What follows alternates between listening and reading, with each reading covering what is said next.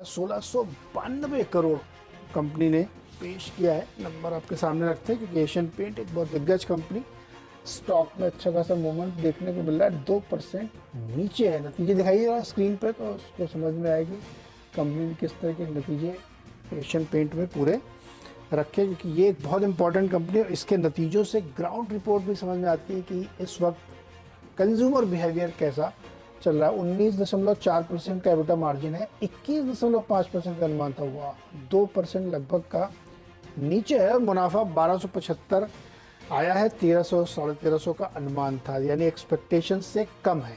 आमदनी 8730 करोड़ है, 9000 करोड़ का अनुमान था, यानी आमदनी भी कम है, मार्जिन भी कम है, प्रॉफिट भी कम है। मेरे साथ कौस्तुभ जुड़ गए हैं जो इस सेक्टर को बहुत क्लोजली ट्रैक करते हैं। कौस्तुभ, 3 फ्रंट पर तो अभी तक जो नंबर है वो तो हमारे एक्सपेक्टेशन से नीचे दिख रहे हैं, आपको कैसे लगे?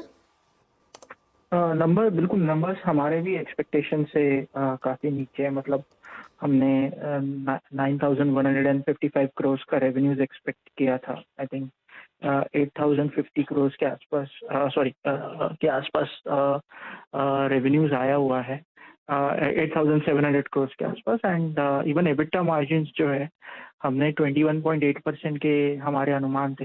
EBITDA margins came at around 19.5% के आसपास, और इवन पैट भी हमारे अनुमान से काफ़ी कम है। तो ओवरऑल हम कह सकते हैं कि it's a miss to what we and street were anticipating for the quarter.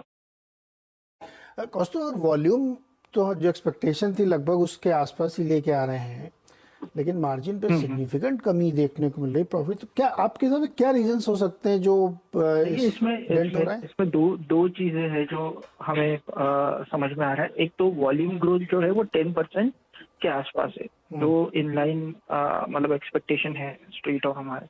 But the problem is the realisation growth. Realisation decline जो एक्सपेक्टेड था वो अराउंड 4 to 5% था, बट यहाँ पे डाउन ट्रेडिंग और प्राइस कट के कारण रियलाइजेशन डिक्लाइन जो आया है वो मेरे हिसाब से थोड़ा ज़्यादा आया रहेगा compare to what the street was anticipating. और उसके कारण और मीडिया स्पेंड्स जो इंक्रीज हुए हैं, आई थिंक उसके कारण भी मुझे लग रहा है कि मार्जिन्स पे इम्पैक्ट हो सकता है। इसलिए मार्जिन्स जो है वो they are less than what we and street were anticipating for the quarter. तो कौस्तुभ, आप कहते हैं कि एडवर्टीजमेंट में खर्चा प्राइस कट, तो ये क्या बिरला ओपस का इम्पैक्ट है क्या? देखिए, हम ऐसे ऑब्वियसली तो कंपनीज का ये स्ट्रैटेजी था कि जब कोई नया प्लेयर आता है तो वो अपना because Asian paints market leader है, तो उन्हें अपना एक एक मेंटेन करना है। तो एडवर्टीजमेंट और मीडिया स्पेंड्स के ऊपर ऑब्वियसली जब कोई नया प्लेयर आता है तो खर्चा बढ़ जाता है। अगर हम देखेंगे यहाँ पे भी Q4 में other expenses as a percentage of sales 12.1%, around other expenses as a percentage of sales 17% के आसपास आया है, जो अगर हम 9 मंथ्स में देखेंगे तो 15% के आसपास है। तो ऑब्वियसली जो इंक्रीज हुआ होगा तो उसमें मीडिया स्पेंड्स और एडवर्टाइजमेंट स्पेंड्स में खर्चा उन्होंने बढ़ाया रहेगा ये क्वार्टर में।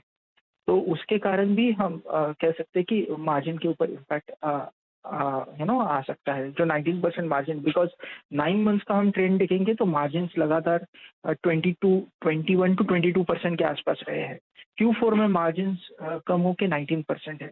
और अगर हम ग्रॉस मार्जिन भी देखेंगे तो ग्रॉस मार्जिन उन्होंने मेंटेन किया हुआ है 44% के आसपास। तो जो डिक्लाइन जो हुआ है मार्जिन में, उसका हम यही रीजन कह सकते हैं कि उन्होंने शायद ये क्वार्टर में अपने एडवर्टीजमेंट स्पेंड्स, मीडिया स्पेंड्स बढ़ाए रहेंगे ब्रांड्स के पीछे, और एक impact because of the realisation जो है उसका भी क्या। अगर आप चैनल पर पहली बार आ रहे हैं तो ज़रूर चैनल को सब्सक्राइब करके बेल आइकन प्रेस कर लो, ताकि आने वाली जितनी भी अपडेट्स हैं सभी कंपनी से रिलेटेड उसका नोटिफिकेशन आपको सबसे पहले मिल सके।